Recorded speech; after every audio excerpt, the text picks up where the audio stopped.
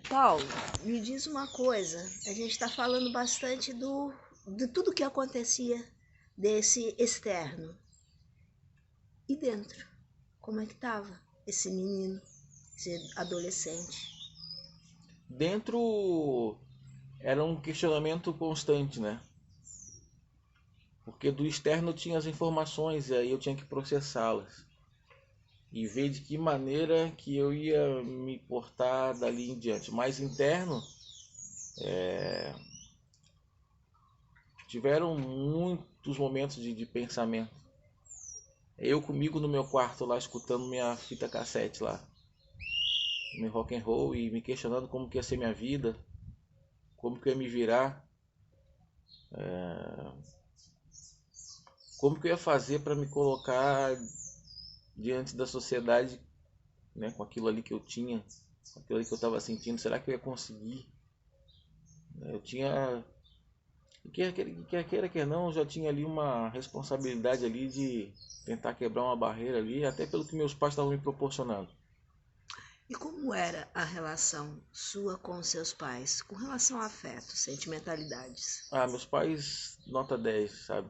Muito afetuosos sempre, muito carinho, sempre. Sempre me ampararam, sempre me apoiaram.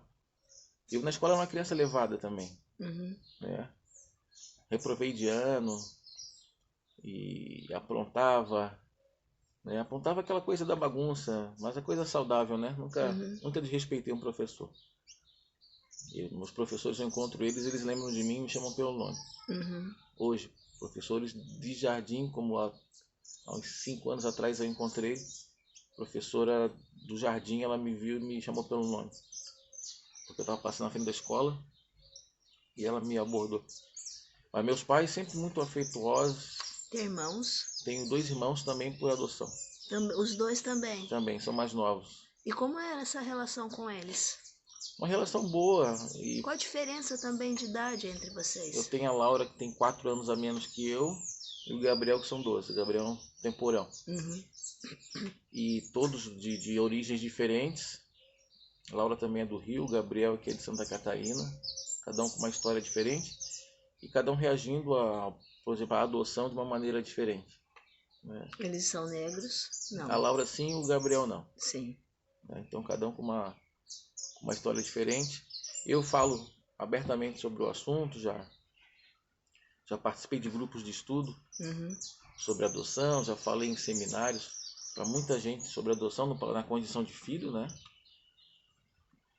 E geralmente quem fala são os especialistas. Você vê poucos filhos sendo chamados para os simpósios, né? E seria legal que eles fossem mais chamados Sim, para contar para como contar, é para contar ser um como é. filho adotivo. Exato. E o meu irmão conheceu os pais biológicos dele, a minha irmã já não conheceu também. Ela já tem um outro comportamento quando o assunto é esse. Mas e os três com a mesma educação, né? Os três com a mesma educação. E eu posso falar assim, do 7 a 14 foi o período mais. Do 0 aos 14 foi a parte mais de mais questionamento, Uhum.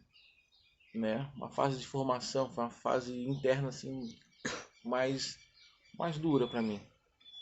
E como é que segue dos 14 adiante? Aí a coisa começou a mudar, né? É... Não sei qual foi a chave que mudou, mas talvez ali até nos 16 para frente a coisa começou a dar uma mudada, o comportamento começou a mudar, a música começou a mudar, e Uhum. aí a cultura começa a influenciar uma sociedade que aparecem grupos musicais de pagode e tudo, trazendo uma imagem de que loirinha gosta de negão e negão gosta de loirinha. A época do pagode. E isso começa.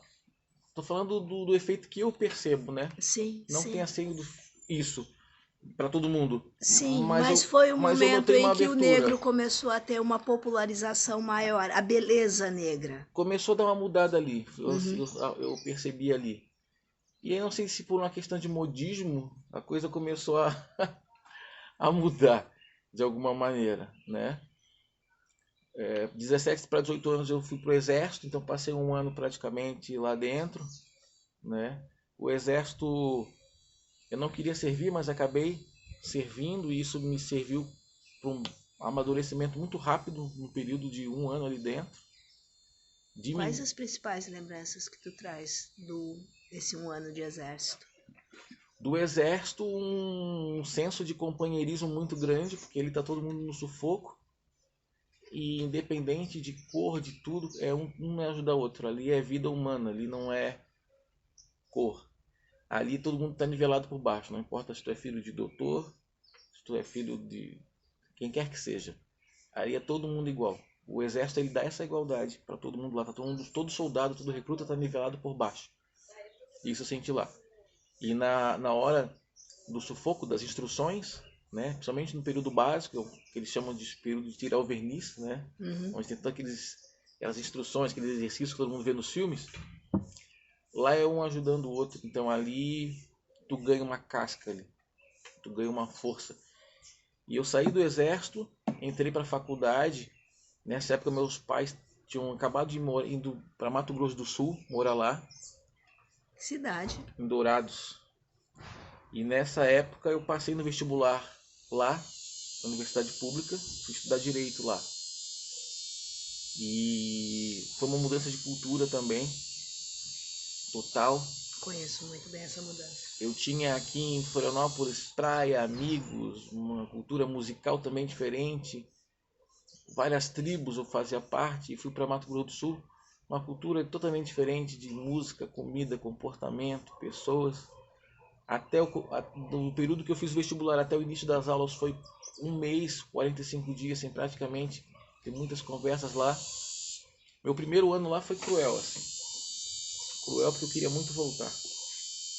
Não se adaptou. Primeiro e segundo ano lá foram difíceis para mim. Eu vinha para cá de férias. Quando eu voltava para lá, eu voltava uma boa parte da viagem chorando até cair na real que não tinha jeito, que ia ter que voltar. E você ficou quanto tempo em Dourados? Fiquei 8 anos lá. 8 anos? 8 anos. Isso de que idade a que idade? Isso foi aí dos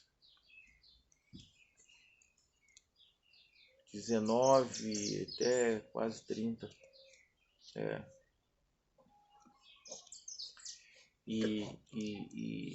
Mas foram 2 anos, né? Os anos seguintes eu já estava adaptado lá, fiz muitos amigos. Uns 2 anos atrás eu fui lá visitá-los e deixei grandes amigos lá. Amigos por uma vida toda. Tenho maior respeito à cidade que me deu a minha faculdade, né? Você fez que curso? Fiz Direito. Direito. Fiz grandes amigos, fiz uma pós-graduação lá. Minha vida profissional na área de venda começou aqui, mas lá ela se intensificou porque lá eu comecei a dar treinamentos. E comecei a estudar muito comportamento por conta disso. Por conta de vendas? Isso. Perfeito. Dos treinamentos que eu dava. E tive grandes experiências. Cheguei a dar aula num presídio de segurança máxima que tem lá, pelo Senai na época, onde na minha turma eram 30 presos que tinham cometido os mais diversos crimes. E eles lá dentro me deram uma lição de vida lá tremenda, assim. Foi uma das grandes experiências de vida. Foi eu ter dado aula durante 2 semanas dentro de um presídio, assim. A sentir a realidade. E como é que você absorveu isso diante de, por exemplo, a gente começa a sua história você falando da dor, de repente, de ser excluído pela cor. De repente você vai para uma outra cidade, você se sente novamente excluído porque de uma cultura diferente, certo? E de repente você vai e começa a perceber que os excluídos têm muitas informações positivas para transmitir. Tem. E na verdade a exclusão lá era só uma diferença de cultura, mas o povo lá sempre foi um povo muito acolhedor. Muito acolhedor. No primeiro dia de faculdade, quando eu fui me apresentar, eles já me acolheram de uma maneira assim que eu não esperava. Dali eu saí com carona, daí eu saí dali com atividades para fazer, com convites de coisas para fazer, de me integrar ao pessoal. E sempre com um carinho muito grande por mim, sabe? Eu não sei por que cargas d'água eu tenho uma ligação com a cultura indígena. E lá tem muito índio, eles vivem em volta da cidade e eles estão dentro da cidade. E aprendi demais Com a cultura indígena e conversando com eles. E uma vez eu estava na frente de casa e eles vendem muita mandioca lá, né? O aipim aqui. E eles passaram com um saquinho e perguntaram se eu não queria. Eu gostava muito, mandioca lá está muito presente. Eu falei que eu queria, mas ele perguntou se eu não tinha um casaco, uma blusa para dar para ele. Aí ele trocaria comigo. Eu falei, não, tenho um dinheiro aqui. Aí ele conversando assim, olha, a nossa cultura é uma cultura de troca. O dinheiro a gente usa porque a gente não tem lá e precisa comprar aqui. Mas se a gente puder trocar, pra gente tá bom também.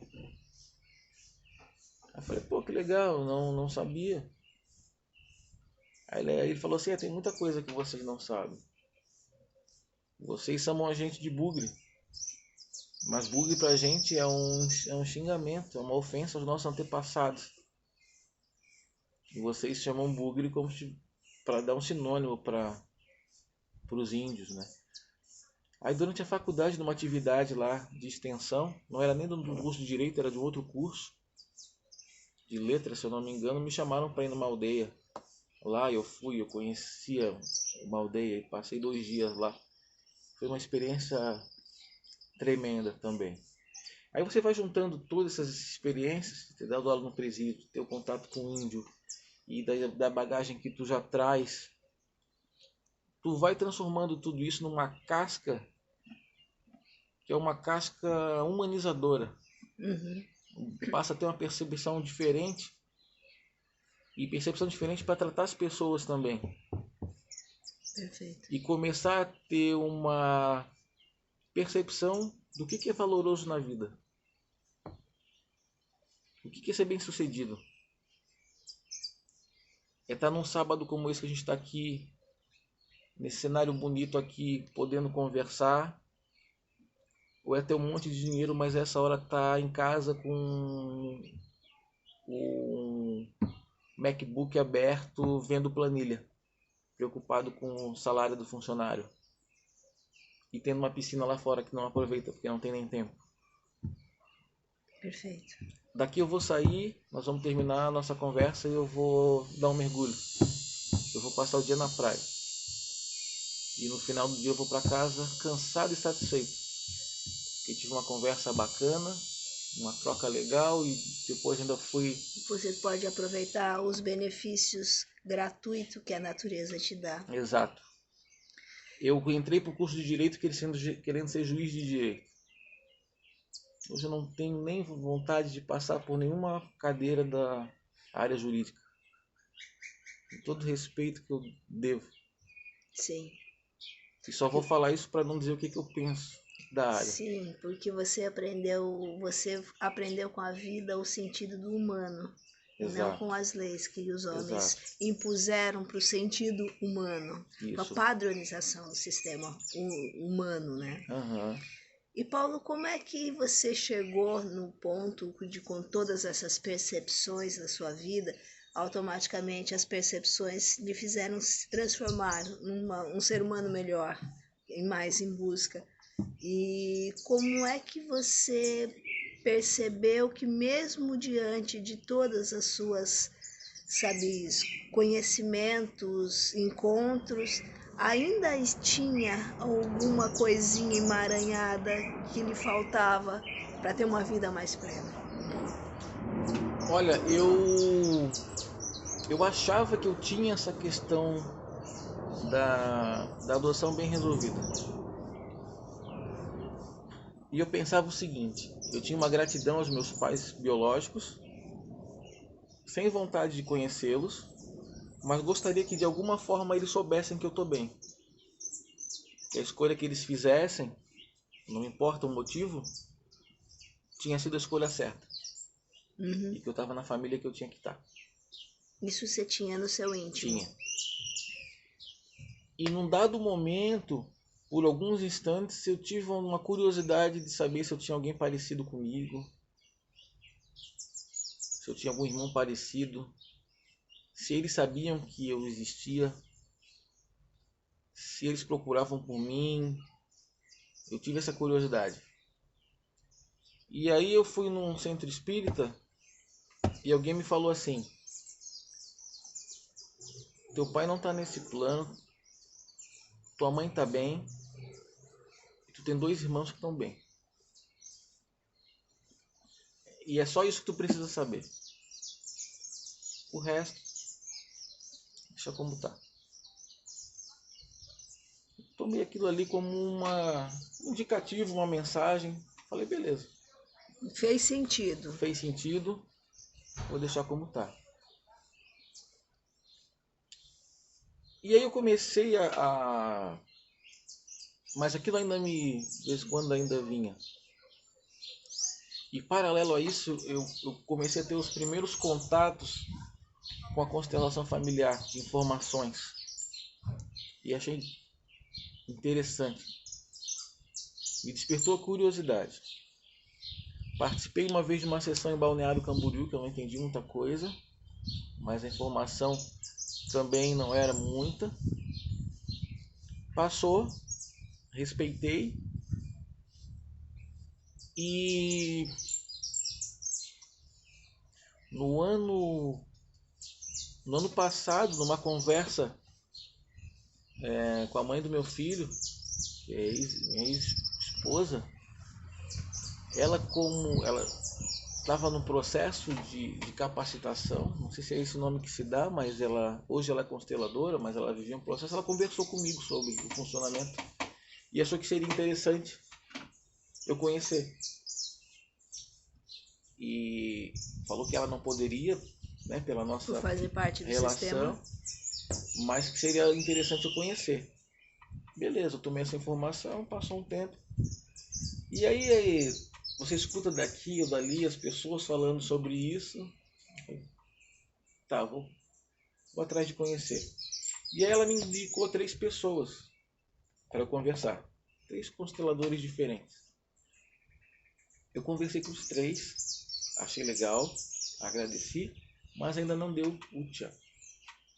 Eu cheguei no meu trabalho e falei com uma colega minha, que eu agradeço ela até hoje, a Michele, e ela falou de constelação, ela falou com muita propriedade, com muita firmeza, assim, e me falou da Simone. Ó, tem uma pessoa assim, assado, papapá. Eu liguei para Simone, me apresentei, falei, Simone, ó, queria entender um pouco, tem uma questão aqui que ainda me atrapalha, e vários temas para... Eu sei que isso aí talvez vai desencadear melhor ali. Pô, e a Simone foi muito assertiva comigo, ela tocou nos pontos. Simone falou que eu estava precisando ouvir.